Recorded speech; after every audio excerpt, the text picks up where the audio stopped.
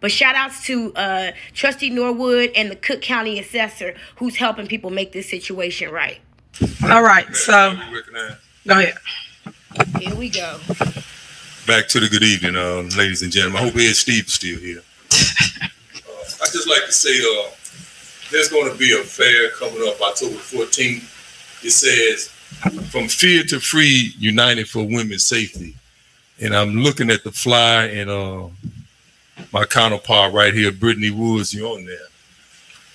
And you're talking about uniting for safety for women. And this is just going back and forth. This is totally unfair. You guys keep throwing out there Greenwood Falls like that's the only thing that's been built. It is. There's more things been done out here in Dalton instead of just Greenwood Falls. Stan Brown, if you hung in this video this long and you haven't fallen asleep yet, what else has been built in Dalton besides an ice skating rink and a roller skating rink? And those weren't even built. Those were renovations on currently existing land. I think those were basketball courts. But what has been, the tiny houses. What else has been built? You used that word, I didn't. Like. Yep, like tell us. Like we got sidewalks out there because I deal with a lot of seniors. Oh, Lord. And we're looking at seniors got their sidewalks done in front of their homes. And it's not anymore that we got bumpy sidewalks. If a person's in a wheelchair, they can go down the streets. We got trees just falling on individual houses and roofs. If you guys were out there, you can actually see these things. This is some real stuff. So it has to be money being spent. In order to run a village, you're going to have to get bonds. You're going to have to get loans. We're not making enough money to pay the police department and the fire department and public works. Those are some expensive entities that we have to pay for to run a village. So we can give out tickets and code enforcement and give out citations. That's still not enough money. We had to get some bonds. We had to borrow some money. That's automatic. That's actually not true. I'm pretty sure Tiffany texted him because he's not competent enough to come up with any of this on his own. But no, you can run a city without getting bonds and loans. I mean, they really? Okay. There are actually, never mind. This man is disconnected. Run a village. Every village around is doing that. From Calumet City to beautiful South Holland, they're getting bonds. They're borrowing money. But I hear you, other trustees, and I'm not picking sides, but I'm just looking at what we're going to do. Just keep fighting and get nothing done. It's unfair to say the mayor's just spending money. Where? Where's she putting the money at? Not in her pocket. It's going out here to the residents. Yeah, we all stakeholders out here. But just look around. If you've been riding around Dalton, you can definitely see some improvements. Go from 146 in Indiana all the way over to Maple. The whole street been paved. I went down some alleys paved. My alley looked like Vietnam.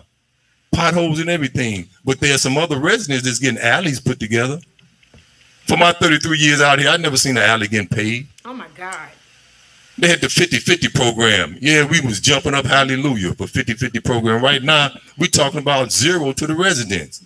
Yeah, there's grants being put out here, and there's some more grants still sitting on the table to be actually utilized. But let's get what we can get now. Because all it look like it's going to be is just a fight from here on out till we get to election time. That's unfair to the residents. We fighting right now when we should be put. Stan Brown said, let's get what we can get now. This money is going straight into the community. It's not going into any individual's pocket. Let's get what we can get now. That money where it should be utilized at and continue taking care of residents, because we're going to have a deficit. You have to spend money. You got to spend money to run a village. Nowhere in the world you can, at the end of the year, you're going to bank out with an even balance.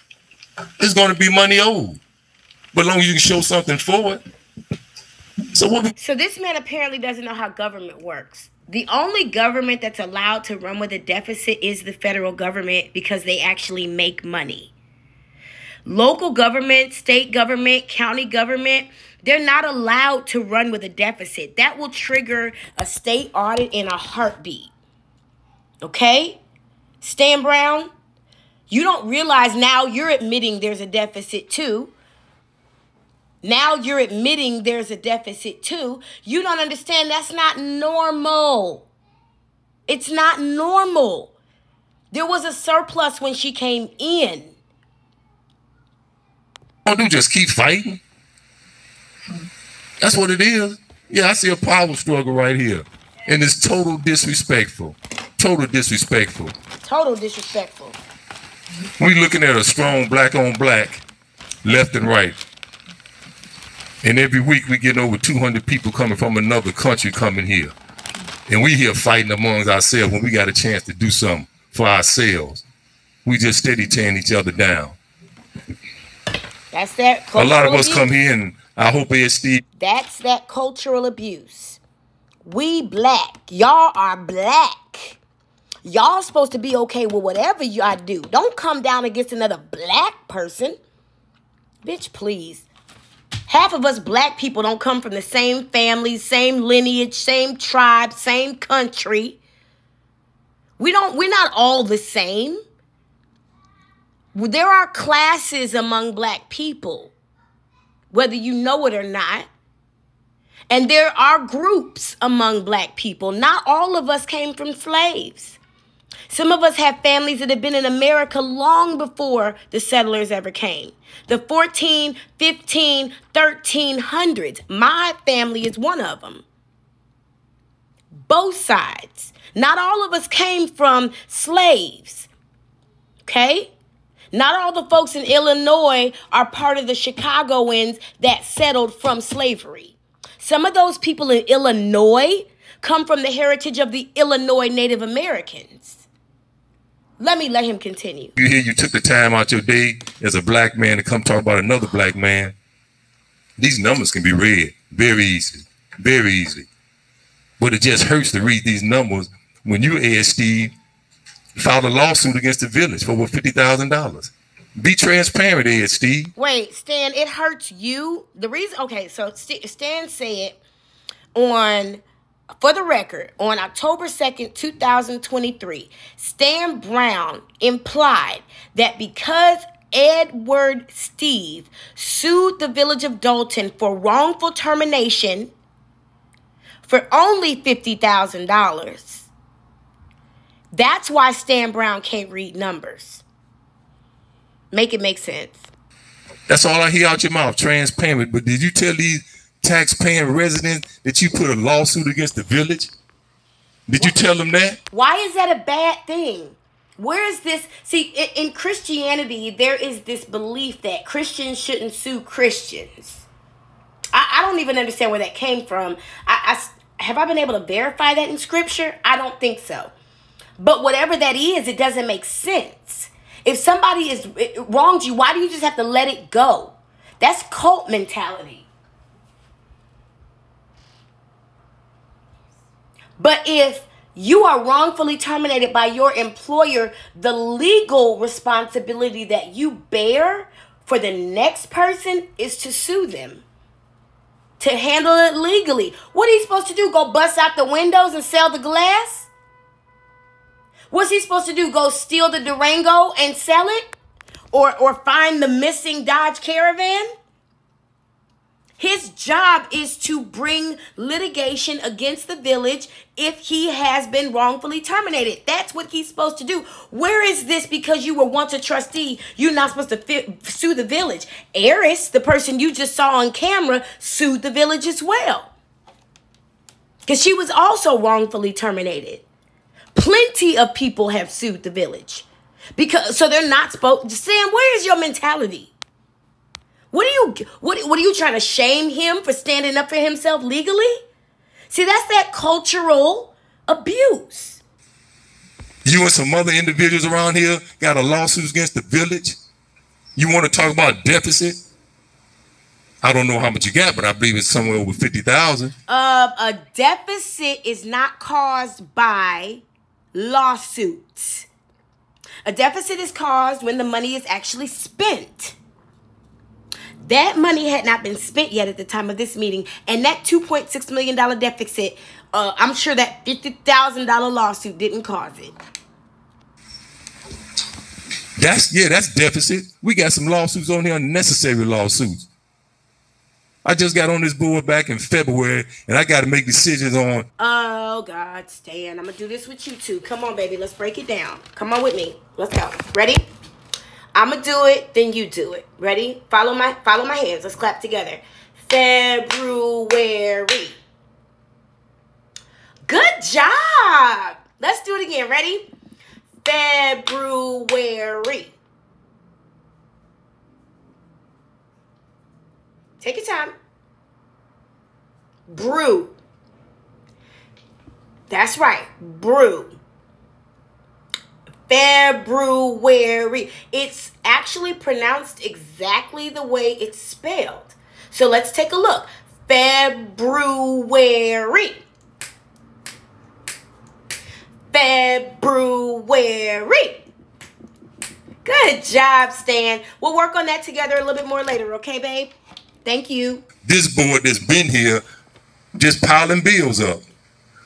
Yeah, I started reading the finance report, hoping I can bring some calmness to when these numbers get read. Because every time they get read, Jason was reading the numbers. Yeah, he was the president of U.S. Bank. I don't know how well he did at the bank, but he read the numbers off, and as soon as we read the numbers off, the fight started.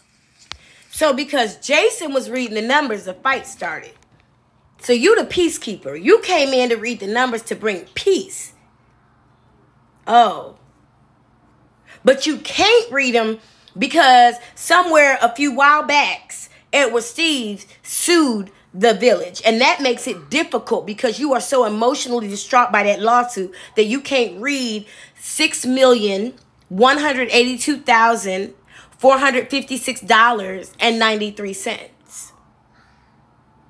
Thank you. I appreciate that. We here for 2-3 hours talking about the bills.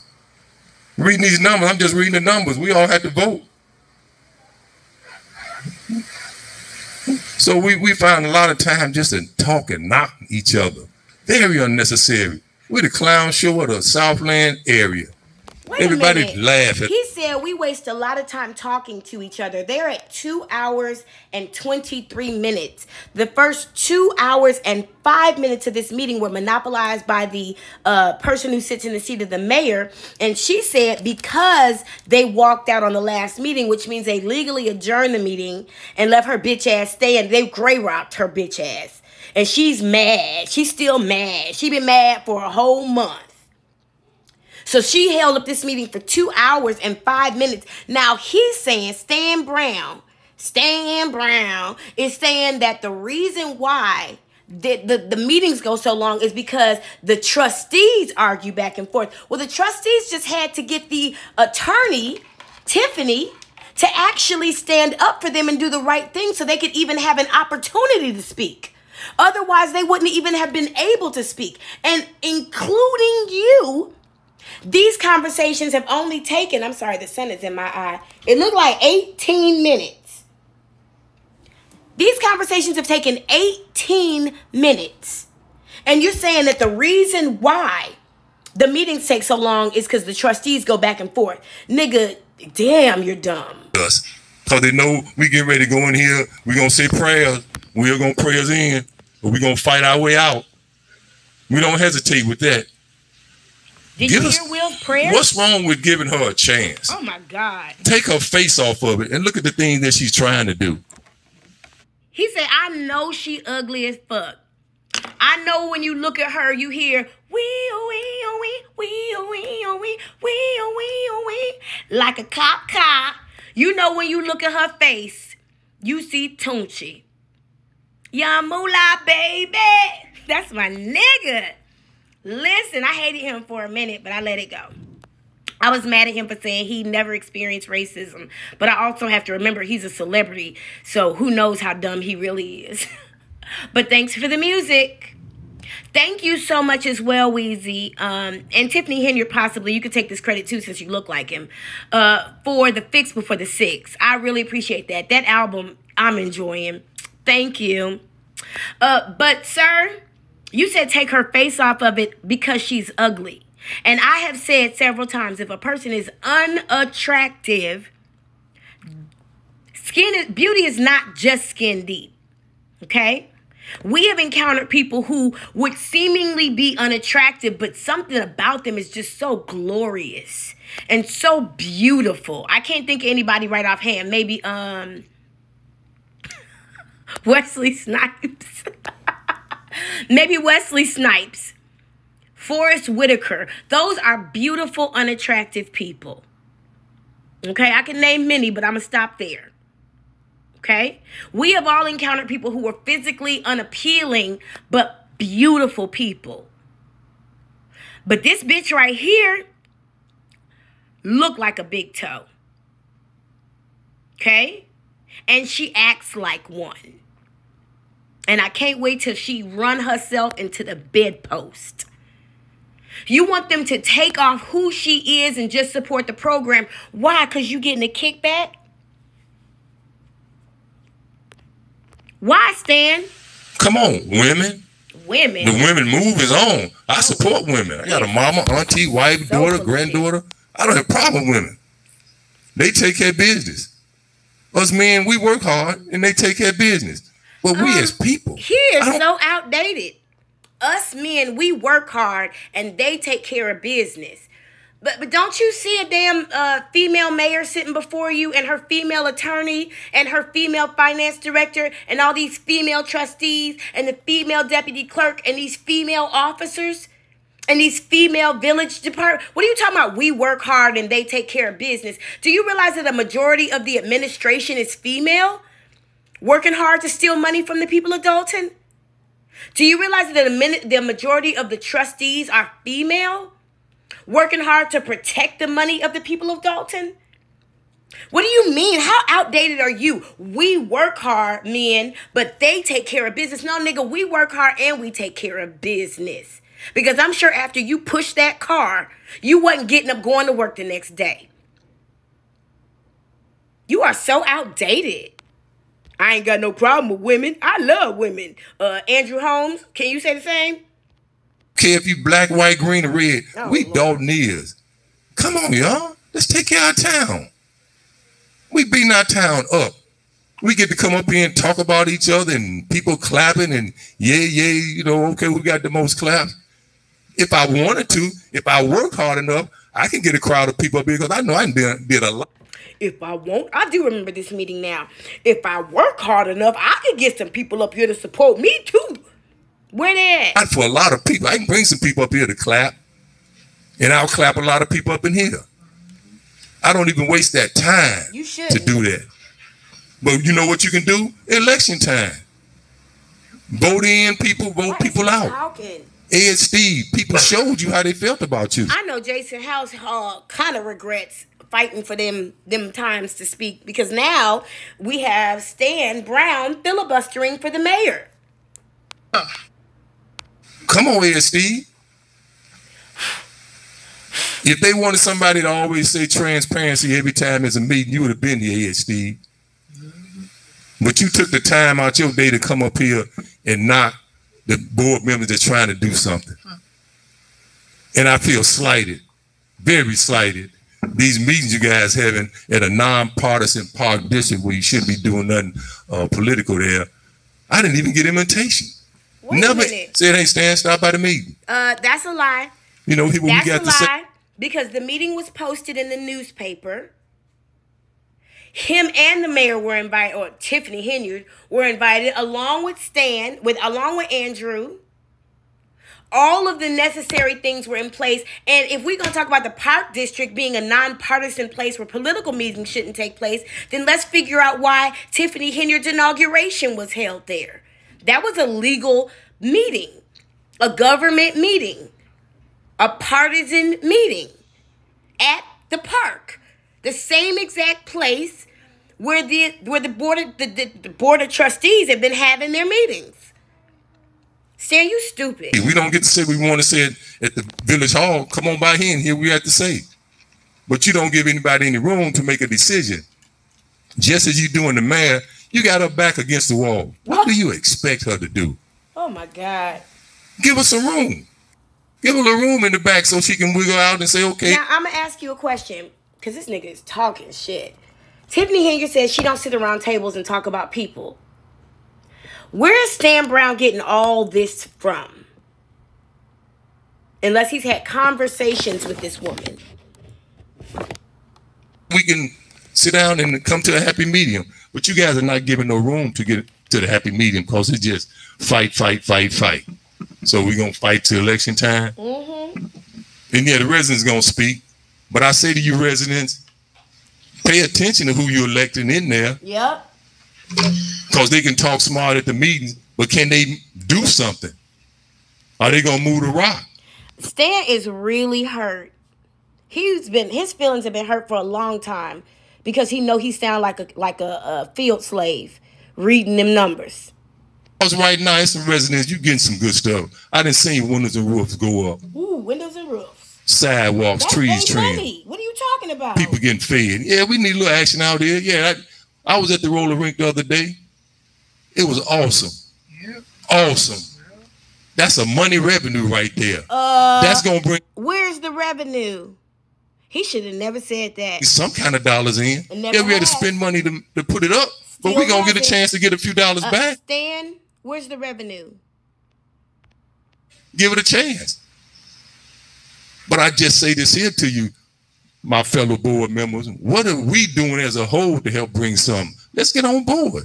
If she going to get out there and go hustle that money up, let her hustle up, bring it on back, and let's spend it. Let's spend that money. What, we going to try and save all the money all the way through the end of the year and don't have nothing? We need to check ourselves out because we're not doing a good job as a board with all this fuss and fight going back and forth. Yeah, the meeting is long. I can understand that because there's a lot of garbage been going out there about individuals, and there's nothing wrong. We want to get the air clean, and that's what she's doing. It's a long way from being a yes board and a puppet. It's not even that. I feel if she was saying something that I didn't like, I don't have no problem saying nothing to her. Say it then. But Stan Brown, has the person who sits in the seat of the mayor ever said anything or done anything that you don't agree with? The point, we don't even talk to each other. I used to have conversations with some of my board members. We don't talk no more, only when we come here. Because you a bitch-ass nigga.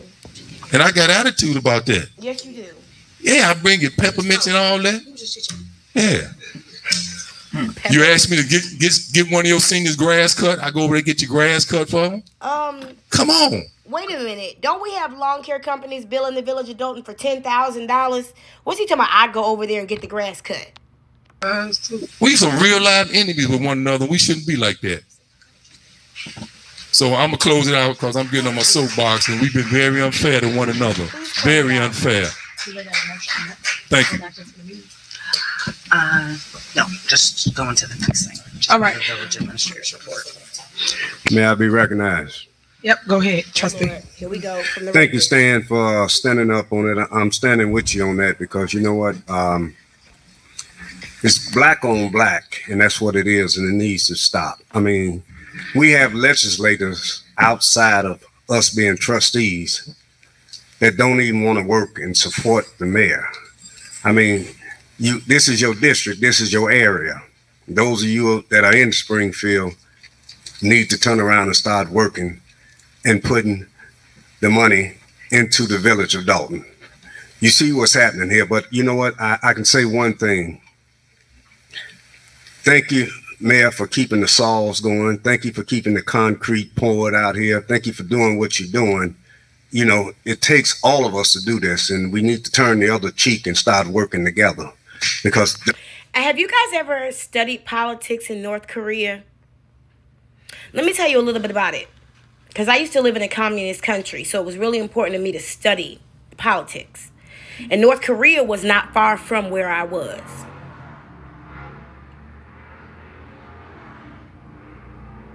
Thank you, vehicle. In North Korea, they get up every single morning and they look at a picture of the commander who is currently Kim Jong-un's sister, for real. And they look at it, and as a family, they pray. They ask him for wisdom. They ask him for strength. They thank him for providing for them and giving them their breath and their life. They literally do that in North Korea. They sing songs of praise and worship to the great leader. Don't this sound familiar? The only way we gonna build up this village is to work together. And it's a shame that as a female, you can see the changes that have been done from previous administration. I don't worry and look back on what they didn't do or should have did, but it's getting done now. Look at how much work is getting done now that you ain't seen in 20 or 30 years. That's what you need to be talking about. Oh, God. You know, when you plant that seed, just keep growing, because sooner or later, those who have not prepared themselves to help this village, to help the seniors, to help the kids, then your time shall come to an end. I'm done. What is he talking about? All right, thank you. Next. And that's a fucking rapist talking, and Tiffany knows it. You don't see certain people in this meeting, do you? Okay. We got village administrative report.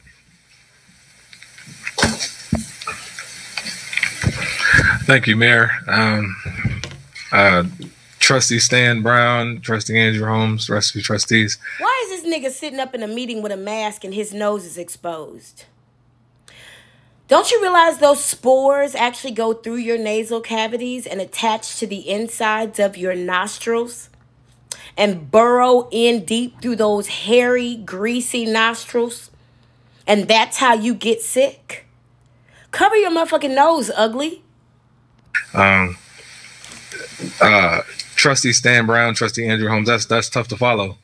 So, yeah, thanks, guys. I want to address a couple of things real quick.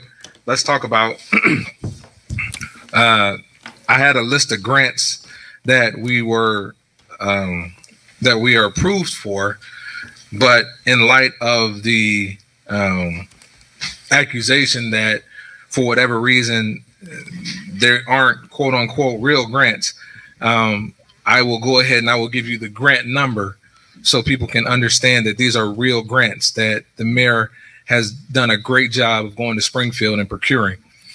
These are all from DCEO, and this is real money. This is not fake money. First one is item number DG240126. It's for the village of Dalton. It's $1 million for operating expenses. Let me say that again. That's $1 million for operating expenses, guys. Yep. SD 200017, Village of Dalton. It is $200,000 for infrastructure improvements. Again, that's SD 20017. SD 20018, Village of Dalton, 100K. That's for new fire hydrants, ladies and gentlemen. That's $100,000 for fire hydrants. And that's HD. The last one is HD 220145, Village of Dalton. That's $112,500 for capital improvement. So the idea that she isn't working and acquiring grants, not making excuses, and doing her job is absolutely ridiculous. She does an amazing job, and she works with people all day long when everyone else is asleep. I applaud her for her efforts, and I wish I could work as hard as she does, but I can't. And that's being honest with you guys. I think that everyone owes her a round of applause and a debt of gratitude because she works incredibly hard as your public servant.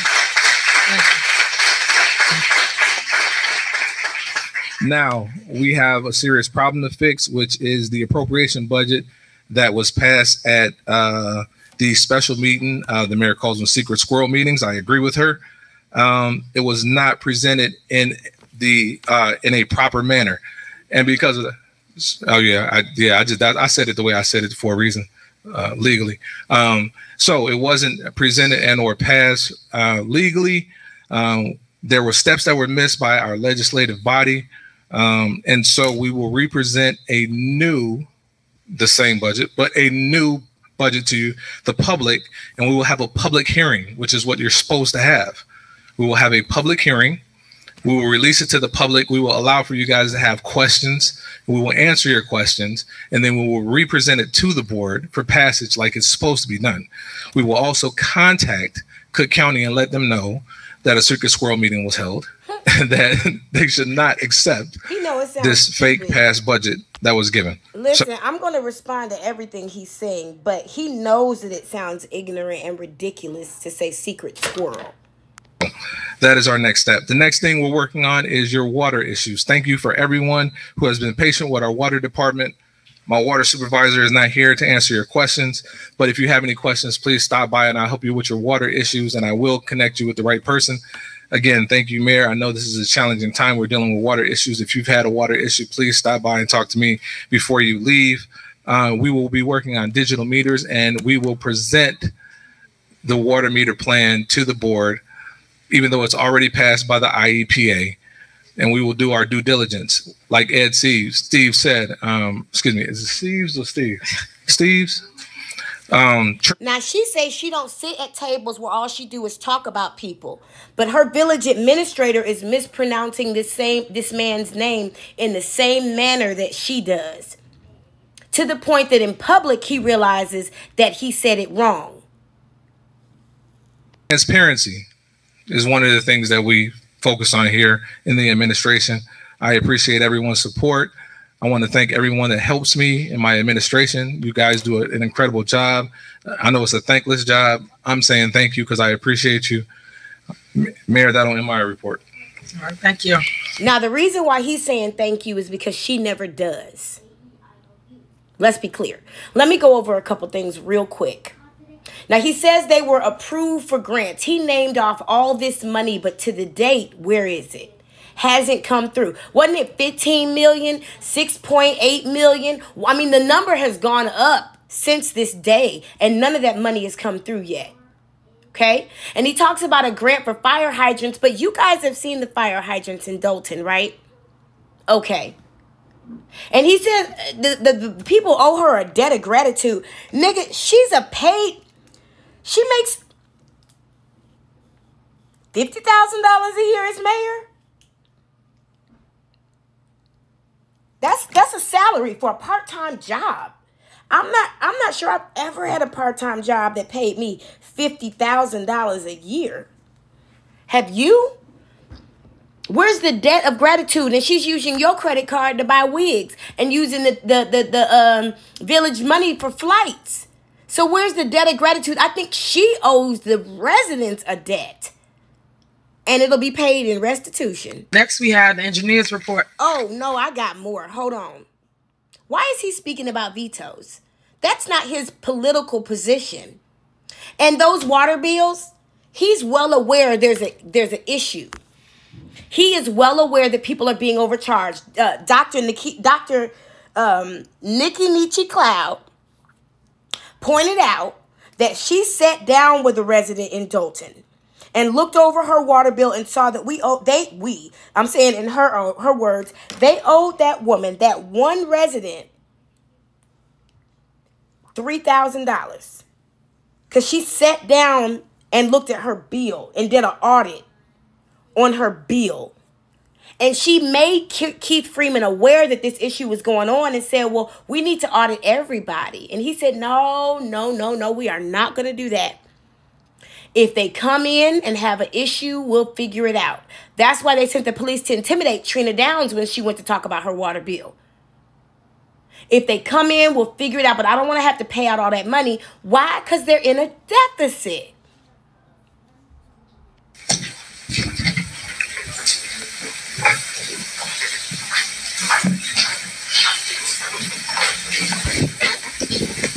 Thank you this evening, Mayor, Deputy Clerk, trustees, department heads, and residents from the Village of Dolton. Now, I'm going to listen to this for a couple main reasons. Number one, this is the man who's responsible for the alleys getting paved higher than the garages. So the water is flooding down into the garages. This is also the man that is responsible for the application of the annual CBG grant of $400,000. And as he has recently stated, that grant application is due on March 31st at like 4 or 5 o'clock o'clock in the evening. And it does have to have included the most recent audit. And Trustee Kiana Belcher asked the mayor, do we have an audit? And the mayor said, we do not. So I'd like to hear what he has to say back in October. Just want to give a bit of a breakdown of what we have been working on, the projects I will run off. These are grant projects that are funded by either motor fuel tax, Rebuild Illinois, DCO grants, EPA, or Cook County. Right now, the Illinois Department of Transportation is conducting a phase 1 study to do roadway improvements on 142nd. And as part of that study, we'll make sure that we address some of the issues coming off of the ramp where vehicles have been running into homes. Oh my. Also, the Illinois Department of Transportation is supposed to be doing Cottage Grove from Sibley Boulevard to 154th Street. So these are roadways that are owned by the state, and the state has jurisdiction, and the state will be paying for these projects 100%. Also, MWRD has a $1 million sewer project on the east side and a $300,000 project on the west side. MWRD will design, bid these projects, award them, and construct them. And we will all be kept in the loop of where these projects at. Right now, we're working on a 2022 CDBG street resurfacing and alley resurfacing project. So that's what we're currently working on. Also, we received a $600,000 grant from Cook County. Right now, we are building a new water main, 16-inch, right behind Old Village Hall. So that project is currently in construction. That project was bidded out following all the rules and regulations, and procurement procedures were followed per Cook County. In the last 3 years, we have done a sidewalk project for $300,000, street resurfacing MFT rebuild $700,000, alley resurfacing through MFT for $800,000, 2021 CDBG for $300,000, quiet zone study for $130,000, 144th Street resurfacing surface transportation project for $400,000, 154th Street. That is a joint project between the Village of Dalton and South Holland. There will be a cost sharing, but the grant is for $1.7 million, and that comes through CMAP. We have a lead service inventory project that's $80,000 that comes from the IEPA, and also we applied for funding for OSLED grant last year for $600,000. We didn't get it. We applied for 2023 CDBG funding and Invest in Cook. We didn't get it. But we got the $600,000 for the water main replacement project. So that ends my report this evening, and I will entertain. But I just want to point something out. We didn't get before she start. Well, let me hear what she's saying. Because the board didn't vote for the $600,000. When we kept putting it up for the water. All right, that's something different. I want to talk about. This is the person I recommended to help her with her pronunciation. You can tell he's well spoken. You can tell he's well traveled. He has a nice suit. He's most likely bisexual, so he's a little bit well-rounded. I love bisexual men. If I ever get married again, it'll definitely be to a bisexual man. If you know, you know. Now, the thing is, that CBG grant, he said they're working on the 2023 CBG grant. The 2021 grant, they had. The 2022 grant, I don't think they got. And I think it's because they don't have an internal audit. Now, in March of 2023, they got that grant, though. They got the 2023 grant, but there was no internal audit. 2021, they got a grant, but there was no audit. Well, that was before she came in. She came in May. That grant application goes in March. So that 2021 was before her. 2022, they did not get because there's no internal audit. I wonder if she's going to mention that. 2022, they did get. 2023, they didn't get. Now, here we are in 2024. They're supposed to be submitting an application for this in just a few days. Where's the audit? So we applied for the grant, but we did not submit a resolution, which was required. Right, which the board has to pass. So I wanted to make sure people understand that. Now, you will understand why the board did not pass that resolution when you understand that she's spending all the church's money. So why would they vote to bring more money in? Right. But thank you so much for all you do, Ron, because we are out here working, and I like residents to hear from the engineer company who does what.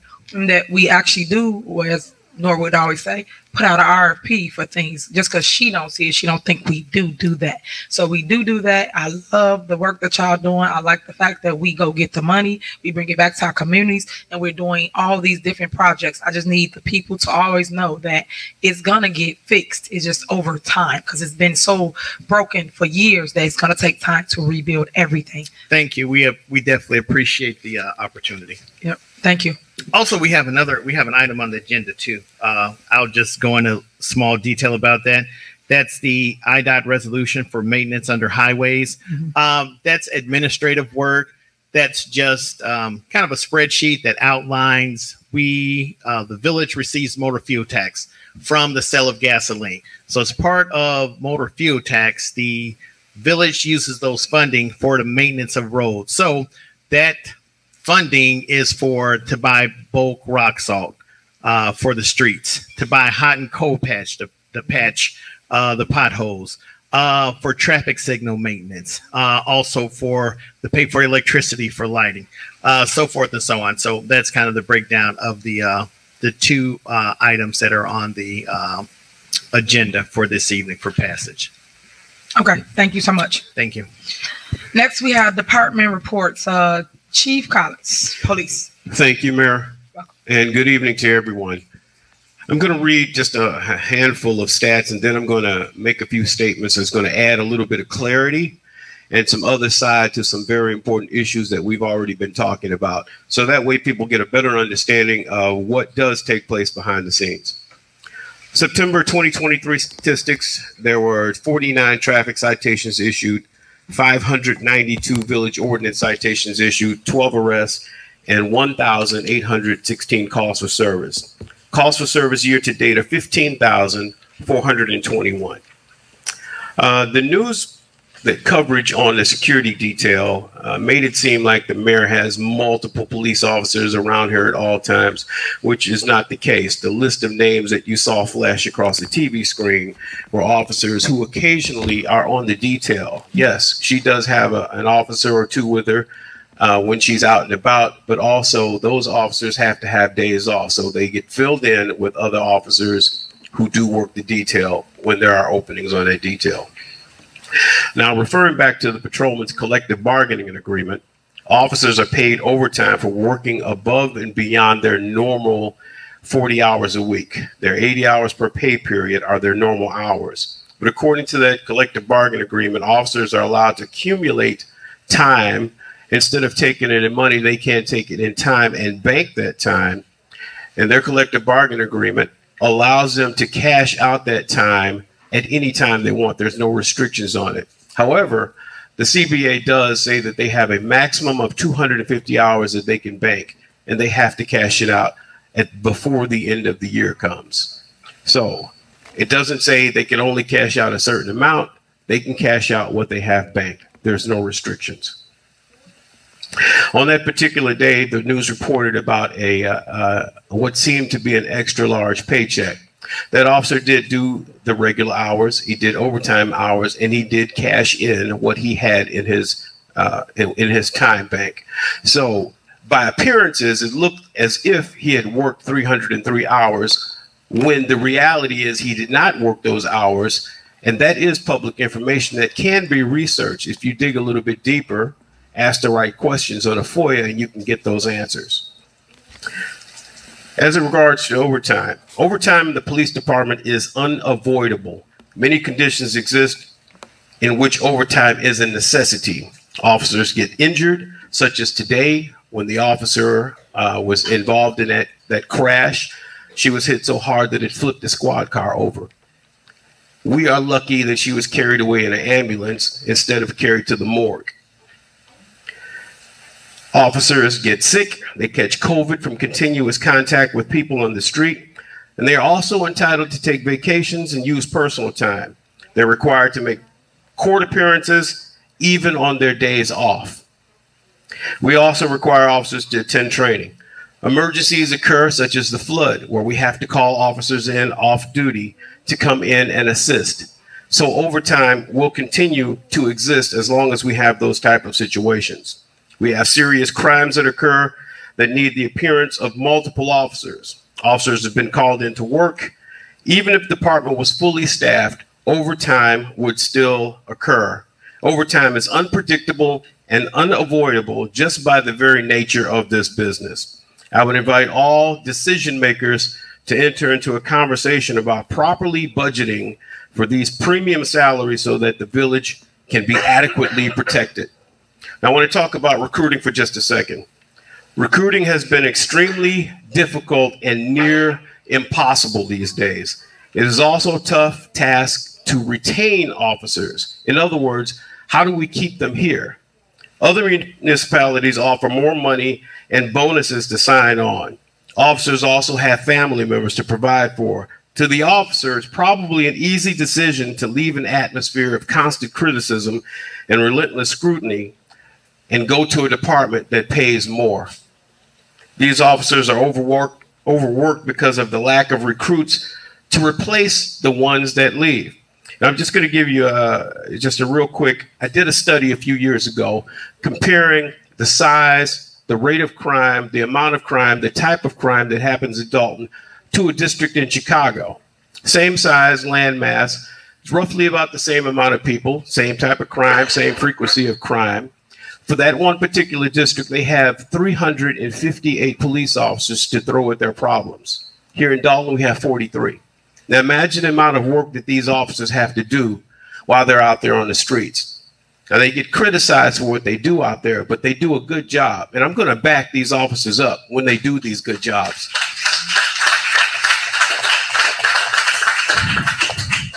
They leave their homes every day. They put on that badge, they strap on armor, and they go out there on the street and put their lives on the line for people that they don't even know. Now, who else does that? Who else does that? That they will step out there and put themselves in danger. Now, all of us that wear these uniforms, we have friends who didn't have a chance to go home after their shift. We have friends who've taken their lives because of the stress because of this job. So I want to make one thing perfectly clear. I will back these officers when they're in the right. They will be held accountable if they're in the wrong, but it's time to support our police officers because the village of Dalton has very good police officers, very good police officers, and you should be proud of the work that they do. Now, I want to talk about enforcement and also fire lanes for just a moment. Despite the many conversations, the press coverage, and the many citations issued, people are still parking in the fire lanes. Still to this day, even though so much coverage has gone on about this. And Chief McCain, he's going to speak to that in a few minutes about why it's important to keep those fire lanes clean. But I want to make also one thing perfectly clear. We will continue to enforce these laws. I get phone calls from people. I get emails. People come to the police station. They catch me after the board meetings asking for enforcement. Well, here it is. The enforcement is here. We can't have it both ways. So people who complain about getting these tickets, there's one surefire way to keep from getting a fire lane ticket. That's not to park in the fire lane. Park somewhere else. We're going to continue to issue traffic tickets. We're going to continue to make arrests. And it's going to, and these people who get arrested and the people who get the tickets, yeah, you're going to be upset. But we're going to continue the enforcement. That's one thing, that's for sure. Thank you. Thank you. I mean, can I start by saying who's getting arrested for parking in the fire lane? That's what y'all do? Y'all arrest people for parking in a fire lane? I mean, that's like a $500 ticket. That's like a tow. You don't arrest somebody for parking in a fire lane. That doesn't make any sense. But I'm gonna start by saying this.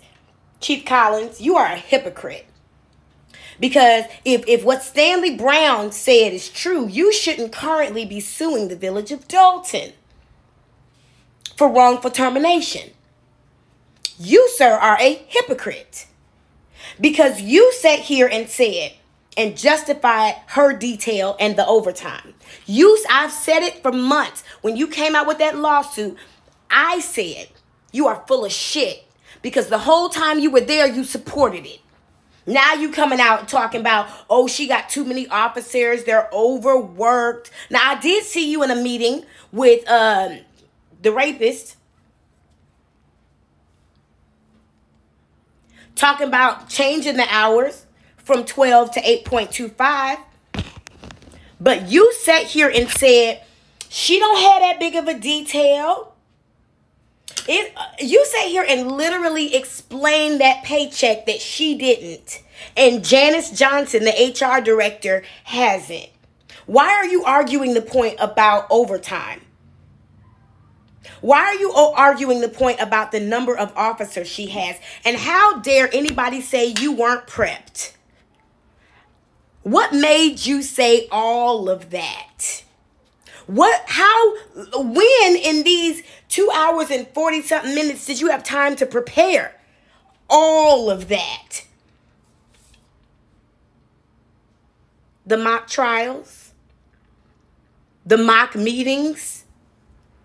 That's where you prepared all of this. That's where you got instructions on what you needed to say. But you're suing her now, and you want to call yourself exposing her for her security detail, yet just on October 5th, 2023, you ain't had no problem with it. And I'm sure that'll come up in court. I'm sure this video will come up in court if you reach a litigation. Most likely they'll just settle with you, but I'm sure it'll come up in court. This soundbite where you said ain't nothing wrong. Master okay. Master doing the right thing. Yeah.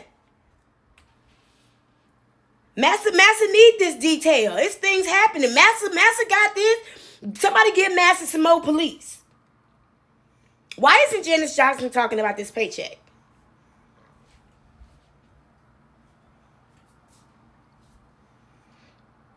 Now you talked a little bit about comparing Dalton with Chicago and the number of crimes. You can't do that.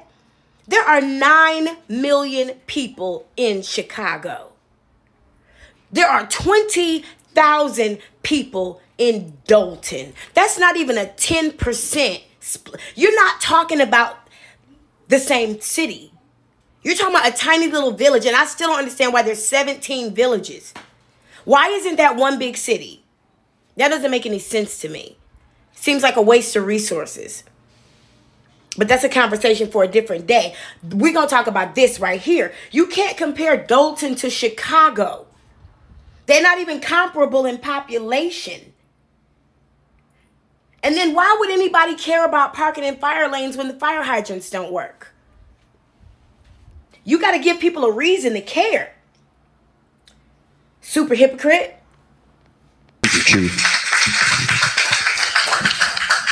Good evening, Mayor. Y'all notice Pete McCain ain't been at the last few meetings? I think Pete McCain is out interviewing.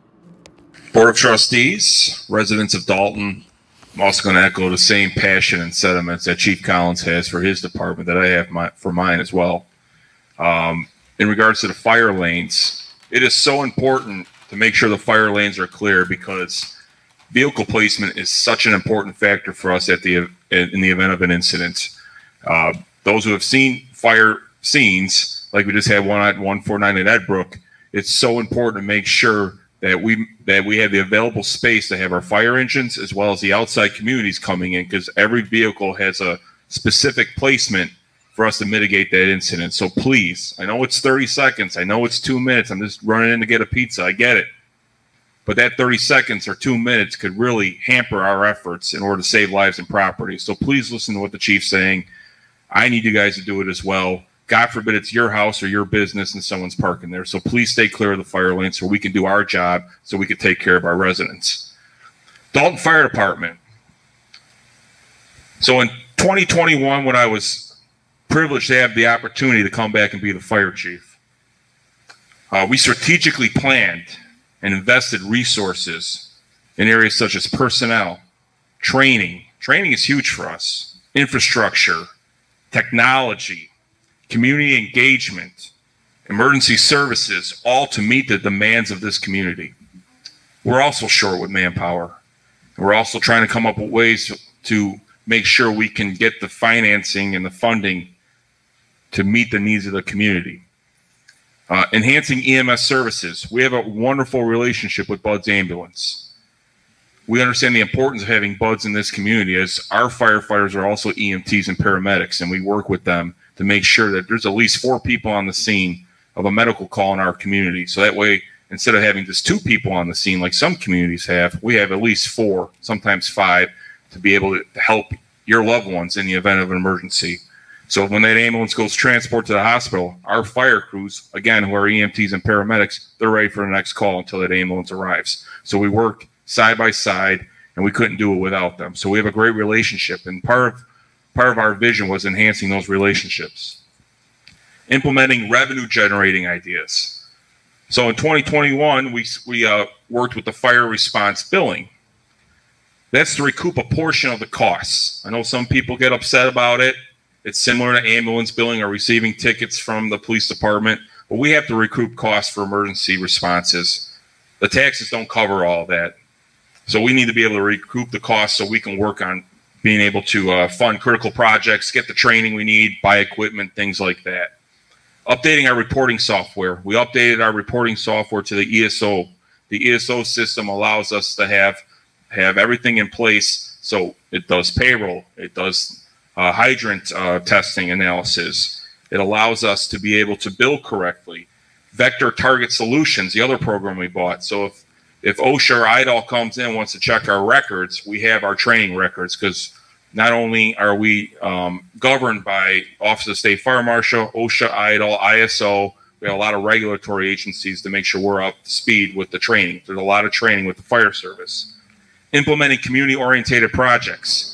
We are out there at all the events, not only at the schools, but it's important for us to give back to the community and for the kids, all right? It's for the youth. We want to make sure that we're visible, we're out there. At some of the events, that, you know, they're playing with the hose lines. They're playing with the foam out there. They're being able to touch the fire truck. They're being able to see what the firemen are, so that way when they call 911, they know who we are. So not only are we out there at their worst time, we're there at their best time, so they can get familiar with us. It's so important. Implementing the EMA ESDA program, we brought that back. It oversees the village events, having extra manpower out there for the village events, as well as the warming centers and the cooling centers. They assist the village administration as well as the public safety departments with whatever we need out there. Fire hydrant testing.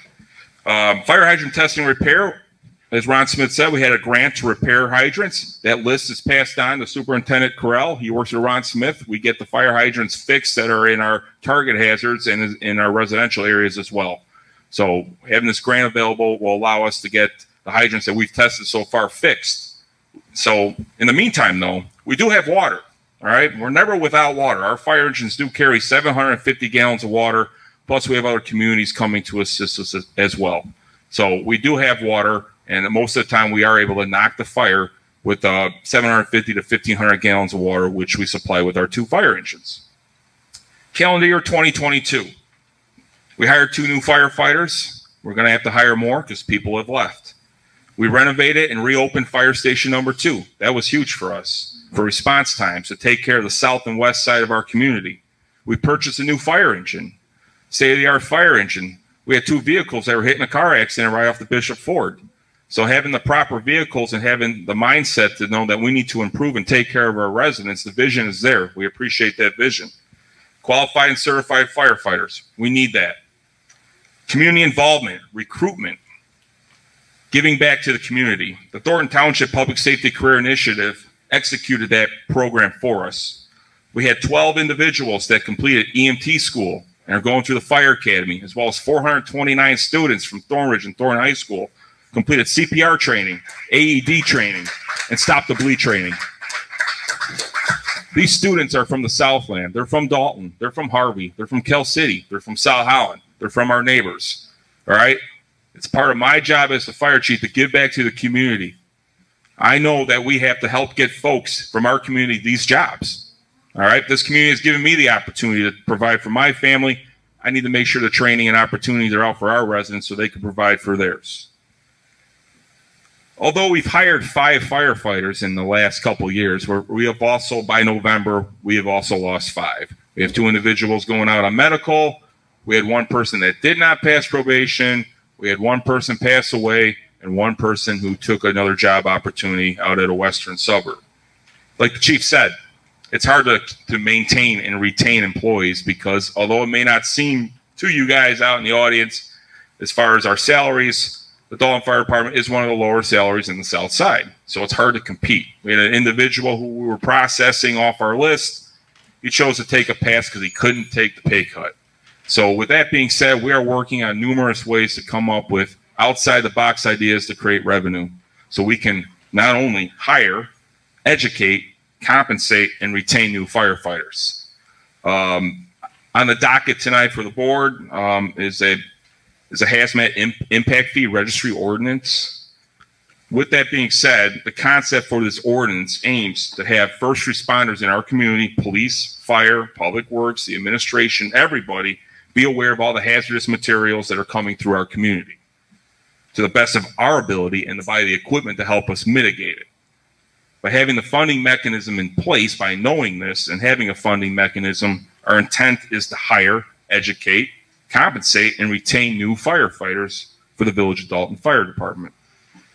In addition to having these outside-the-box funding mechanisms, I'm also working on legislation at a state and federal level to help public safety for communities that are down on their luck and need financial assistance. We need it in the South Side because it's hard for us to compete with some of the other northern and western suburbs as well as the city of Chicago. They take all our employees because they, frankly, they pay more. Fire Inspectional Services has been revised to work collectively with the Village of Dalton Inspectional Services. So our fire inspector, our team out there, we're working with the village so that way if there's a public safety issue, we're able to mitigate it and get on top of it. So I'm tired. I know a lot of us are tired. We're working diligently. We have a crew, all right? We're short-staffed, but we have a crew. The men of the Dalton Firemen, they're awesome. They're a football team. They're ready to rock, all right? They are highly trained. Thank you. They are fantastic. And like Chief Collins said, I would do anything for them. I'd put them up against the city of Chicago because our minimum staffing is at 4. We have 16 people right now. I'm sorry, as of November, but we only have 16 people who are able to function right now between disability and injury. And these guys, they come to work. They're without time with their family. Sometimes they're here 3 or 4 days in a row. Why? They love it. Yeah, they're getting compensated. Don't get me wrong. However, knowing firsthand, working 96 hours straight in a fire department, it gets a little exhausting because you're running 10 to 20 calls a day. You're out there, and it gets a little exhausting. So it's important that we remember what these guys sacrifice and what we all sacrifice. And Mayor Henyard, thank you for the opportunity to serve this village. I am proud to be the fire chief, and I'm proud to keep working diligently for the residents as we come up with outside-the-box ideas to take care of the community and take care of our public safety personnel. Thank you. Thank you. Pete McCain was all right with me until I started listening hard. Because he's a very diplomatic person. Shout outs to him. I could learn a lot from him because he's smooth as fuck. Here's the thing. Pete McCain, Keith Freeman said that when he got all the calls to go to Dalton, one of them was from his friend, which was Tiffany Henyard's attorney, who bought her job, bought her contract to be the attorney. And they ended up giving it back because Tiffany was difficult to deal with. But you said that that person reached out to you and you were like, no, I don't want to work for that town. And then you said that you were given a call from a fire chief who agreed to meet with you wherever you wanted to meet. And so you met with him at the firehouse in the town. And you said that when you sat down with him, he explained to you that he had made some horrible mistakes in his career, but God is faithful. And he's now working at this town where he is extremely blessed. Over and abundantly, insurmountably, above all that he could ask or think, he has been blessed working as the fire chief of this town. And you said you decided to go on and take that position, which is the position you're in now. Pete McCain, what was Keith Freeman talking about when he said that you told him that you made a whole bunch of mistakes, but God is faithful? You had got caught up in some trouble in your career. You did some things you had no business doing, but God is faithful. What was he talking about? What happened? Let me ask you something else.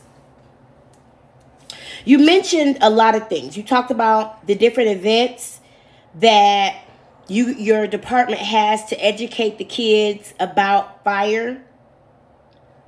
You mentioned the village events that the fire department has to be present at for safety. I'm trying to understand why these opportunities for overtime can't get cut out, since there is currently a $2.6 million deficit at this moment that you're now aware of. Why are you still lobbying for increased budgets? Now, you're doing it without attacking the trustees. You surely aren't applauding them or thanking them or telling them they're doing a great job or you're grateful for the opportunity, because you know where your bread is buttered. You're very diplomatic, but I see through you, Pete McCain. And I also see that you haven't been in these last couple meetings. Now, you got a city here that is less than 5 square miles. 5 square miles. Y'all, we've lived in cities that are 100 miles. This man is talking about all these needs for a town that's only 4.96 square miles. Some of us live in neighborhoods that are bigger than that. And he's talking about the fire hydrants getting fixed. I just said, why would people park in the fire lanes if the fire hydrants don't work? But you got a project to fix the fire hydrants.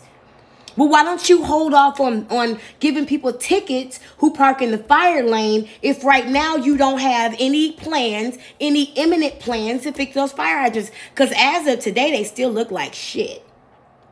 Let me let the next person continue. Thank you guys for hanging in here. Okay, next we have Public Works, Stacey Carrera. Oh, and before she speaks, Sassy Stacy, let me just let you know that the way that I do this breakdown show, oftentimes it is an extremely long first show. And then over the course of this week or the next couple days, you will see shorts and clips where we actually break this down into what's important and the pieces that mean the most and the segments that are digestible. So don't worry if you got to leave and come back and can't watch the whole thing. I can only imagine how long this video is going to be when it uploads. Jesus me. Thank you, Mayor Henyard. Good evening, everyone. Normally, I would give this boring report of stats, but I'm going to do something a little different tonight. I've heard a few things. Let me remind you before Stacy speaks. My sister must be talking about me. Let me remind you of text her. Let me remind you of the fact that they have been prepared for this meeting. On village time and village dollar, taxpayer dollar, they have been meeting before the meeting to have a mock meeting where they practice muting the trustees. Because Tiffany Henyard doesn't want them to have a voice. She says they're at war. Which is why she has the village department head sitting above the trustees. She's moved the trustees down to the floor. From the seats that were supposed to be beside her. When she was a trustee, she sat next to the mayor. She sat on the same row as the mayor, whether he liked her or not. Whether she had adequate meetings for the committee she was in or not. So just know that whatever Stacy is about to say and whatever Pete just said and whatever Collins just said, and if Kim's wig gives a speech tonight, whatever she say, please know these are well-prepared statements. Over the last few board meetings, I'm starting to hear this word infrastructure out of certain board members. I'm hearing a lot of words like infrastructure and vendor and services. But what really irritates me as a superintendent of this community is that there are board members here that choose to shoot down bills that I render service to this community for. And this is very, very irritating. There are members of this body that have not reached out to me not one time to ask me what are the needs of this community as it relates to infrastructure. And I find that very irritating to me. I come here every day. I work over my 8 hours a day, over. Sometimes I'm here at night. The wind could blow and the pump house could cut off. I'm here way more than people know.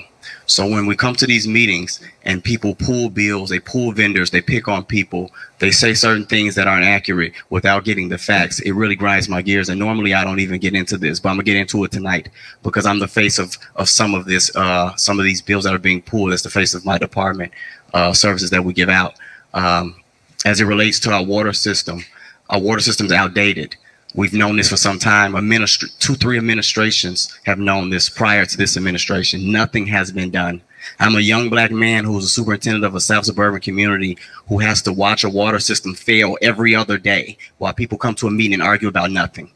It's very dishonoring for me giving a service to this community, not knowing that if the bills will be paid on time or certain vendors will be paid in a certain manner to where I can make sure these people have water when they wake up in the morning to wash their face, to make a meal, or to get their kids ready for school. It's very irritating. And I need to express my frustrations tonight instead of just give a regular, boring report as I usually do, because people need to know exactly who this is affecting. It's not just affecting the mayor by bothering these vendors or whatever political antics. I'm not an elected official. I'm here to do a job. And when I come here to do my job, I expect the tools to be here for me to do that job. And in some cases, it's not there.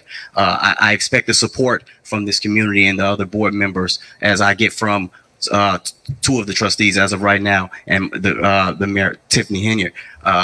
I expect that from everyone. No one reaches out to me. No one asks any questions. I've heard rumors of a budget where a lot of cuts were made from my department. No one asks me not one time, what are these services for? What are they rendered for? Who does this help? Who does this service? How does it do that? No one has asked me anything. I take these phone calls, these emails. I go meet these residents. I walk these sidewalks. I walk these streets with the administration and with the administrators of this community.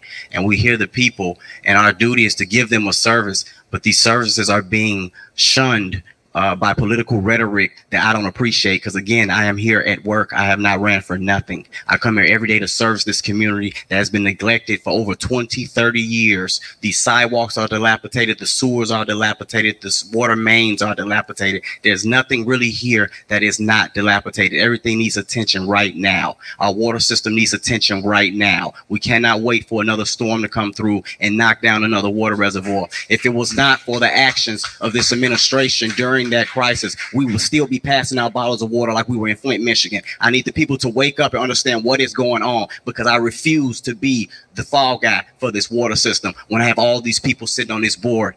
I refuse. People need to understand how serious this is, because I come here every day and I give a service every day. Don't nobody know this infrastructure like me. I'm here 24 hours a day sometimes. When the tower collapsed, I was here for 48 hours. You can't tell me nothing about this system, nothing. And I'm not an engineer. I know the system because I work on this system. I know the needs of this community because I work in this community, and I hear the people, I talk to the people, and I don't like to tell people something that is not true. So when I tell a person they're going to get a service, they're going to get this tree off their house, we're going to get this hole from in front of your house, we're going to fix this curb that's been dilapidated for 20 years, we're going to fix this sewer that's been bagging up for 20 years, or like the gentleman stated here, he has fecal matter in his basement. How can I give this gentleman a service if the bills are not going to be paid in an orderly fashion? That's my question for the board. And normally I don't ask these questions. I tend to stay out of things, but tonight I have a lot of questions. So if anybody can answer that question that sit on this board, what do I tell these people when they email my office? What do I tell these people when they call my phone all night? What do I tell my mayor when she tells me, hey, these people need a service, you need to go over there and take care of it? What do I tell these people? I cannot continue. I don't lie to people. I didn't come here to lie to people. I come here to get paid and do a service and give these people a fair service that they have been neglected of for so long, so very long. So I'm very agitated. I'm sure a lot of people can tell, because I sit up here for hours. I got to be back here at 6 o'clock. So this isn't helping me at all. Our bills gonna get paid. I got vendors at my door. I got grass growing, weeds growing, streets falling in. Is anything gonna happen? Because I'll tell you one thing, before I become the fall guy, I'll point the finger back at you. And Mayor, that concludes my report. Y'all, I got a whole half a page of notes for this nigga. First of all, come sit at my feet, baby. I'll do your hair for free. Shit. Lord. Infrastructure. He said he had an issue with some of the words. So let me help you with these words. First of all, the first one is infrastructure. Infrastructure. The second word is vendor. You said it right. And the third word is services. You said you have an issue with these words, but I don't understand why. Because in any city government, these words exist. But you said that they're shooting down bills, and you think you're going to be the fall guy because you're the face of the department. Well, the truth, honey, is your name is on those bills. Are we talking about the $65,000 bill for the Christmas lights? Are we talking about the $20,000 bill for the street banners with Tiffany Henyard's ugly ass face all over them? And her name and her quotes that don't make no sense to nobody? These are the bills that you're talking about being shot down? Or are you talking about the $450,000 in tree cutting services? The $1.3 million in concrete that she had you order? Or the epoxy service that she had Scott Gilmore order? And now y'all are dodging and running from bill collectors because she had you put your name and your phone number and your address on that order. So now you got people emailing you and calling you day after day, and you leaving them on red, and you hanging up on them, and you putting them on hold for a long time and walking away from the phone hoping they go away. Because you put your name out here trying to be friends with Tiffany Henyard. No, baby. Let me tell you. If the blame gets put on you, you know who you need to talk to? Tiffany Henyard. That's the person who instructed you to order those services and get those things done. That's the person who got you working 48 hours. And let's just talk about the overtime. You just said there are times when you are there for 24 hours. You were there recently for 48. Oh, I know that stank. Oh, I know that stank. You were there for 48 hours one time. All we keep hearing is these overtimes in all these departments. Okay, so let me talk about something. I wrote a note down a little bit ago, but I haven't mentioned this. And then I'll get back to finishing up with Stacey Carell. So in a lot of Asian history, there is this idea of the mandate of heaven. Okay? It's very strong in Eastern Asian culture. So what the mandate of heaven says is if a governor of any sort, an emperor, a king, a president, a mayor, an alderman, whoever's responsible for the people, if there continues to be weather tragedies, natural disasters, and breakdowns in the infrastructure, that's a sign from heaven that that leader is not ordained by God. There are cultures like Chinese culture where they're not even allowed to talk about the mandate of heaven in China because it's obvious that president shouldn't be there with COVID, the floods. They've had Black Plague in the last 5 years. They've had some of the most crazy shit to come through China as far as disease and natural disaster and all types of shit that it's obvious Xi Jinping should not be there. And I can say it now because I live in America again. But when you have a city where, goddamn, it's always something popping off. You got that many people working overtime because there's fire issues and police issues and public works issues. You need to step down, Tiffany. Because your last mayor was able to scheme, scam, and be corrupt and still ran the government with a surplus. All right, next we have... Let me see if I got anything else for Stacey Carell. Hold on. Oh, I'm wondering, like, you're the one who has to dodge these vendors, and you said words like political antics, which lets me know that Tiffany prepped you, because that's not something a normal guy says. Political antics. We'll talk one day about your criminal record too. And I'm gonna say what Trustee Kiana Belcher said: go hard or go home, honey. If you've been there from 6 a.m. to 9 p.m., I'm wondering why you're not taking 3 or 4 hours of comp time in the morning and just coming in late instead of working a full shift. Unless you like the overtime. Because you're just a superintendent. Like, man, you could do your job from home, truth be told. Housing, building permits, William Moore.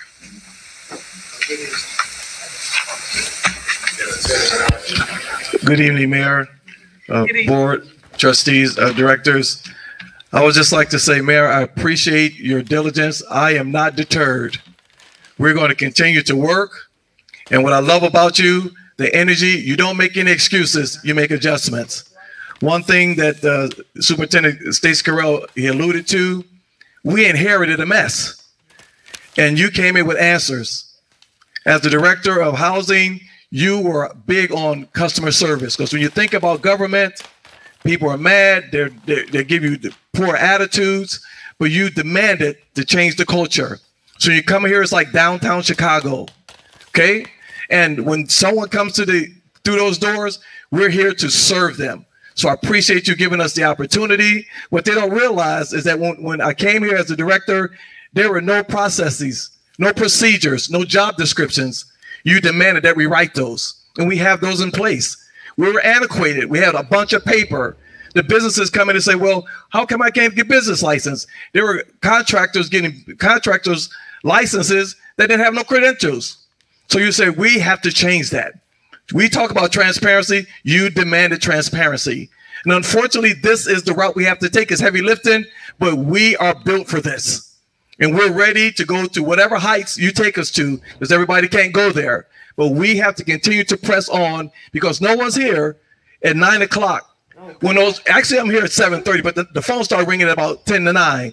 When the residents are calling, I appreciate Stacey Carell, every one of these department heads that work so tirelessly, because we try to keep the pace with our mayor. So we appreciate you pushing the pace, because you love these people. You love the residents, and they're calling. They want results. They don't want arguments.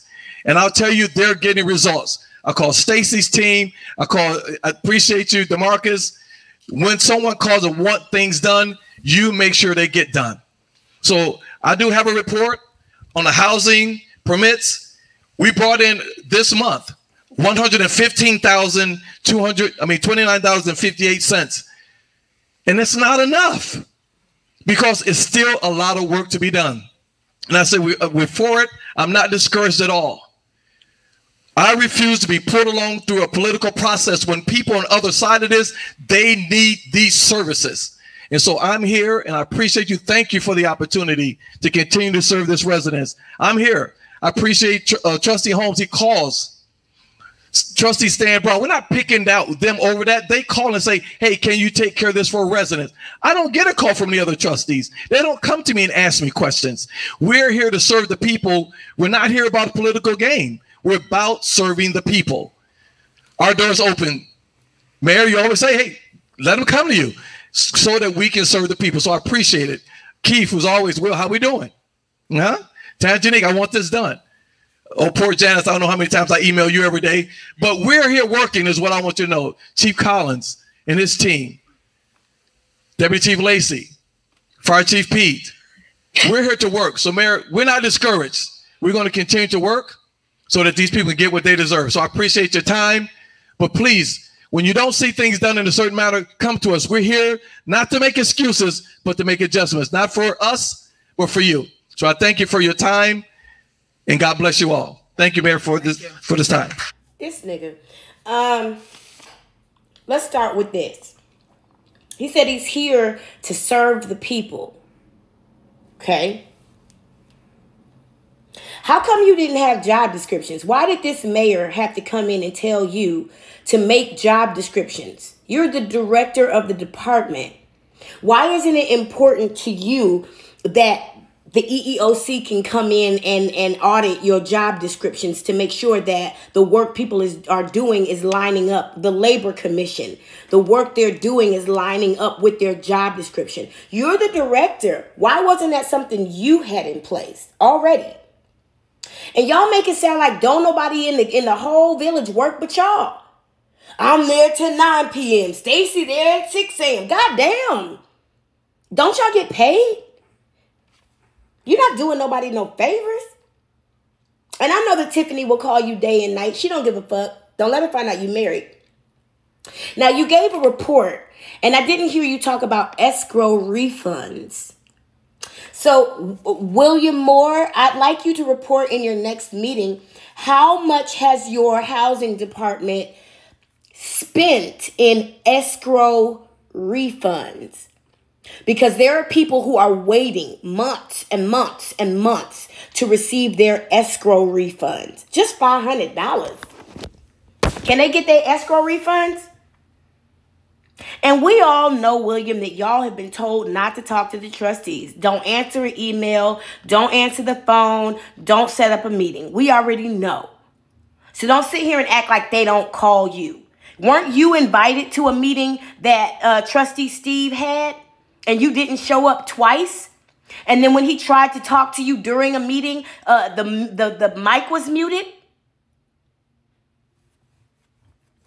And by the way, you work for the township too. The question is asked here in the chat. What do you do for the township for $1,000 a month, except say a prayer? Okay, next on the agenda is corporate bills. Trustee Stan Brown. This is for you, Ed. You're such a fucking immature idiot.